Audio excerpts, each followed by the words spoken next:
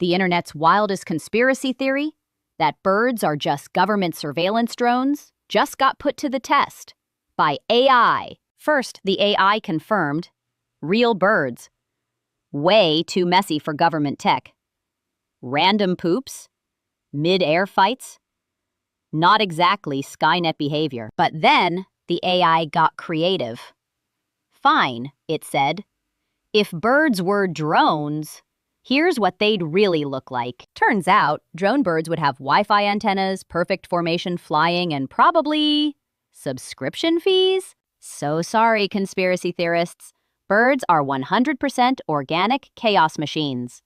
But hey, at least now we know what to look for. Just in case. Want more AI myth busting? Smash that like button before the real drone birds come for us.